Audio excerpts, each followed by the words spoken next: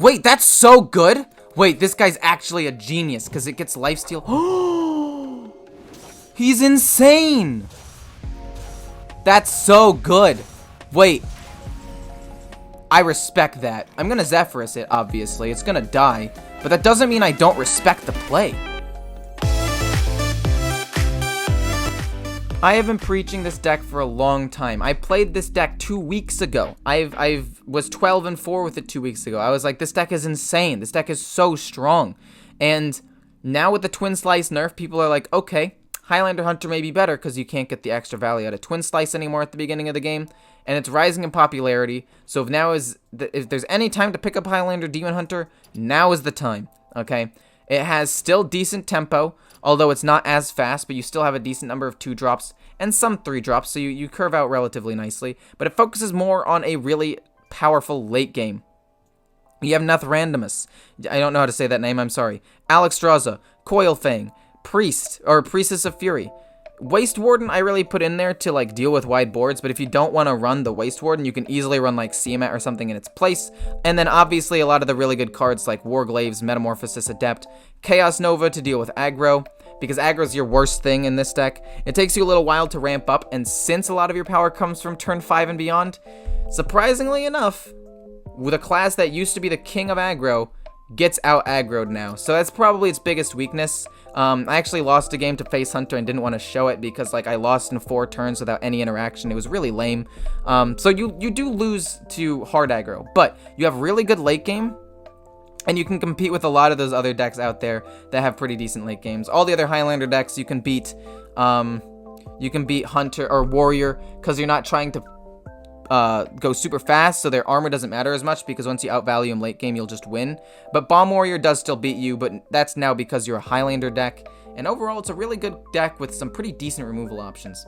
So I hope you guys enjoy. If you have any questions about the deck or tech cards or just matchups or anything at all, please tell me in the comments. It doesn't even have to be Hearthstone related. It can literally be like, hey, what's your favorite font? I don't know. Why was that the question that came to my head? Doesn't matter. Point is, you can ask me anything. I'll try to answer it to the best of my abilities, and I hope you guys enjoy. If you do, don't forget to like, comment, and subscribe. I might have already said that, but I'm just driving that point home. Let's jump into the games.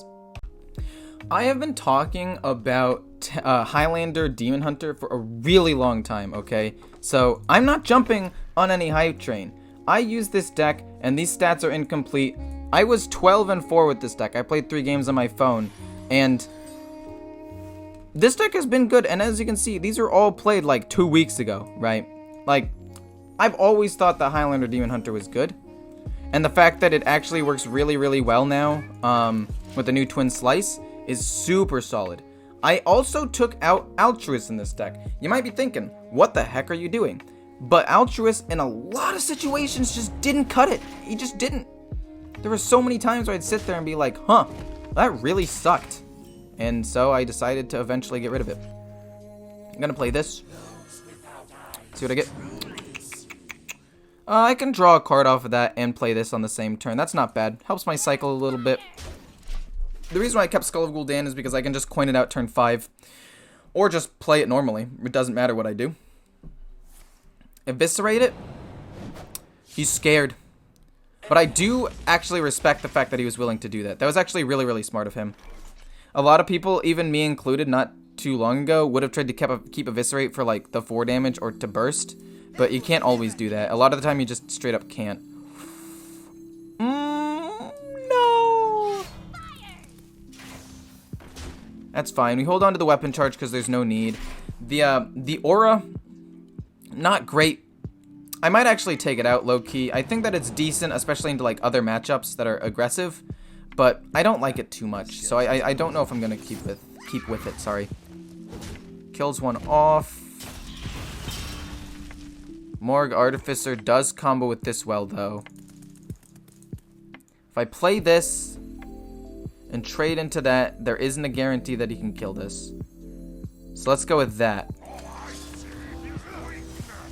Kill it off. Go face. Worst case scenario, I just coin Skull of Gul'dan next turn, hope to draw some big things, and then smash him. Smash him. Just smashing. I find it very likely that he can kill it, though. Worst case scenario, he daggers here and he kills it off. Okay. Interesting. Don't get a good lackey. Don't get a deal 2 or rush lackey. If you didn't, then we pop. Please don't. Please don't. Nice. Okay, he's looking for backstab. It doesn't look like he got it. You idiot. You should have just gone for the guaranteed kill unless you got it, in which case that sucks. But I don't think you did. Wow. That's so good for me. What on earth? Draw 2. And then we use the Battle Lord to protect him. To protect this guy. It's actually pretty good. Holy. And then we just get to kill this off. I actually think damaging him right here is a good play. He doesn't have Fan of Knives. There's no way he runs Fan of Knives. But now he can't backstab or seal fade it. I think it plays around a couple of things. Unless he has Fan of Knives, in which case I'm super tilted. And I should have gone face. But I thought that it protected him against the cards I know that they run. And could top deck. Because he's got 2 backstabs, 2 seal fates. Oh, he runs it. It wasn't even the discovered card. He straight up runs Fan of Knives. Oh my god. That's terrible. I was playing around the cards I knew he had, and I was like, okay, if he has to hit, like he can't... Oh. Oh no. That's bad. It's fine. We Skull a Gul'dan. We restabilize. That's a pretty good card to have. That's not bad. That's not bad either. I get to play these guys for tons of value.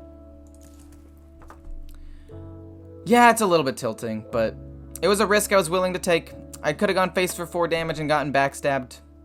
He would have needed to top deck it because I know he didn't have it, but like with 4 seal fates and backstabs combined, I thought that it was pretty likely. Also, what? What? And might I add, what again? What is this?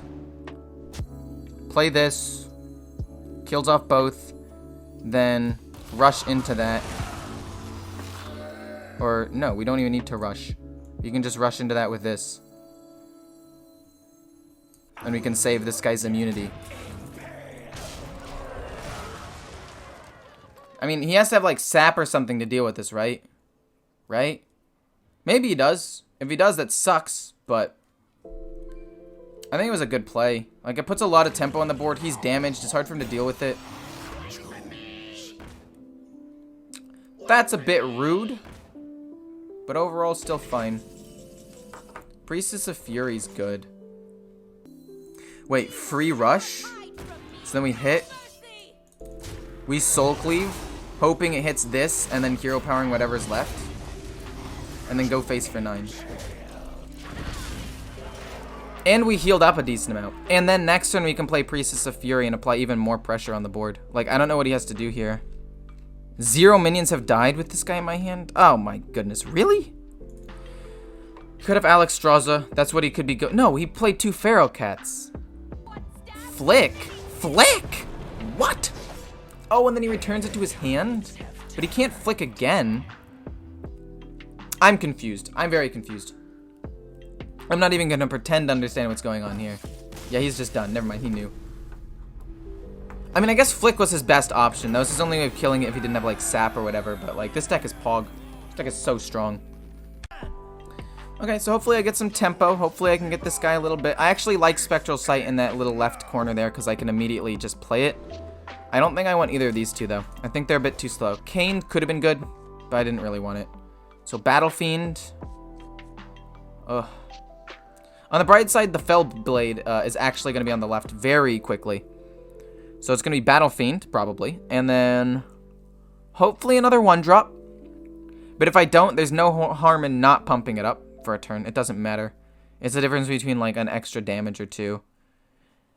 So hopefully it is enough. We have enough to kill him, is basically what I'm trying to say here. I don't think the 1 damage matters, so hopefully we just have enough to kill him without pumping him up. And just going for a card draw with Spectral Sight. Oh, shoot, that's my bad. I didn't realize that it started. Battle Fiend, like I said, turn 1, turn 2, draw some cards. Or maybe I do just hero power. It depends on what I draw. If I'm literally... No, drawing cards is better. Drawing cards is definitely better. I think it goes hero power this turn, and then Spectral hero power next turn, and then Satyr hero power next turn. And I think we actually don't draw. Then it goes boom boom, and then it goes boom, boom, and then it goes eventually, I guess, her hero power, and then all the while we're stacking up Netherandamus. It's a longer name than he needs to have, to be honest, but okay. Consume magic. Not really needed right now. Let's draw 2. Decent. Hit. I think just hit face. No. I'm gonna trade and protect the Satyr Overseer next turn. Am I, or do I just commit to face? We just commit to face, actually. He'll probably make the trade. It's hard to imagine he leaves a 3-2 on the board. And, like, he probably has multiple ways of killing it, but it's fine. Even if he trades in and minions die, like, it doesn't matter that much to me, right? Like, he has to trade in. Yeah. And the Satyr Overseer, sure, it might die, but it's not that big of a deal. Like, 2 things die, we're just pumping up this dude. Eventually, he'll be Pog. He'll be insane. He'll be Pog Champ. He'll be a 9 mana 8/8 to summon a ton of extra dudes. And then we'll win. He has to have Dark Skies here. If he doesn't have Dark Skies or, like, the Morgue Artificer with Rain of Fire? Or what else could win it for him? Nether Breath with a dragon in hand? Unless he has, like, there's so many things he could have to wipe the board here. It's hard to imagine he doesn't have it. He's probably thinking, do I want to life tap before doing it and then coin it out? Or do I want to just play the removal? He had nothing? Oh my god, I feel awful. I think I just rush in and hit face. I think I just commit hard. And then we'll play this later if he plays like a big... Oh my god, he didn't have it. I mean, he plays Netherwing now, which sucks, and I probably should have played Kane to push more damage and traded the 2-2 in. But, I mean, if he does... Okay, that was maybe a misplay. Trade in. I do 8 damage instead of 7. He's at 10. Then he does the thing. I rush this into the Netherwing. Hit face. Yeah, it would have been better. It definitely would have been better. But it's fine. We live and learn from this. I know that I wanted to play around the Netherwing with this. Also, it would have survived that. That's fine. We'll eventually be able to play this. I'm a little bummed by my misplay. I think I actually would be in a good spot right now. Like, literally about to kill him. Because the 3-5 would have lived, right? How much damage did it do? 1, 2, 3, 4, 5, 6, 7, 8, 9. One thing would have lived. One thing would have lived. Maybe we just push damage with this, though. Or maybe we just Metamorphosis and slap his face. I think we just slap his face with Metamorphosis. I think we just do as much as we can. And then, okay. Very possibly we still win this game, but him gaining that health was not ideal. We still have Rush, we still have Zephyrus, we still have Neth in our hand. We're good. Okay. Trying to draw some cards here. Not that big of a deal. I can even just I-beam it if I want to. I don't know what he wants to do here. I just push a little bit more damage. Sense demons, okay. If I play no minions for him to interact with, then... Okay. It's fine. Skull of Gul'dan actually is really good. Very good top deck. Soul Cleave isn't, like, insane or anything, but this could all be really good. This could all be really good. We'll just hit him hard and fast. And I think we save these in hand. Right? We can kill him off with stuff next turn. We'll pass. There's no need to play that and give him a target to Nether Breath. I mean, maybe I should have played it for tempo, but it doesn't matter. It was gonna die if I played it anyway. It doesn't matter if I played it or not. That's fine. Probably thinks he's safe now. When really he's not. And really he's in a lot of trouble. And I flood the board. We just do that. Then we Soul Cleave to kill those off. Then we do this. This and this. And then eventually we'll push face damage. Right now we're going for this kind of stuff. Can't attack heroes, but can be a health sink. Or we just go for one more attack with the Satyr. I think one more attack could be good. And I can get it out of the rightmost slot pretty quickly. Ooh, shoot! Okay. He has the Artificer and probably Nether Breath in his hand, though. So he's probably going to be able to deal with this. But if he wipes the board, then I play this. Win condition, potentially. If he doesn't heal, we win. If he does heal, we might win. Depends on how much he heals and what he does. But with half of the cards already drawn from his deck, he probably has Nether Breath, right? With a Morg we know he has Morg Artificer because the Sense Demons gave him a worthless imp. So we know we know one of the cards he has, at least, maybe two. Although some builds run one for some reason, which I think is silly. No, yeah, he's gonna heal 16 right here. Oh, it's gonna be massive. Mortal Coil to draw a card. He's really searching for Nether Breath. Did he not get it? No, he got it. He got it. We're good. He's good. He's chilling. It's not that big of a deal, honestly. I think we just play him for big 8 drops. See what he gets. Don't end turn yet. Maybe one of them has Rush. Oh, baby. Sick. He gets to attack again. We get to kill off both of his things. That's huge. Like, if he wipes the board here, that's not even that bad for me. If he wipes the board here, I just play, like, Glavebound Adept and cycle through my deck a little bit. Ho, ho, ho, ho. Ho, ho. What are you going to do now? Respond, I dare you. If he has a response to this play, it's not like I could have played around the response, right? I needed to make a big power play. I didn't have enough to get lethal. I could have done at most 3, 7, 8 damage. At most, 8 damage. So, there was really no reason to play that and try to push. So, I just decided to put those minions out on the board. So, he only runs one Morg Artificer. Because him not playing 2 and getting 16 health from Nether Breath is kind of weird.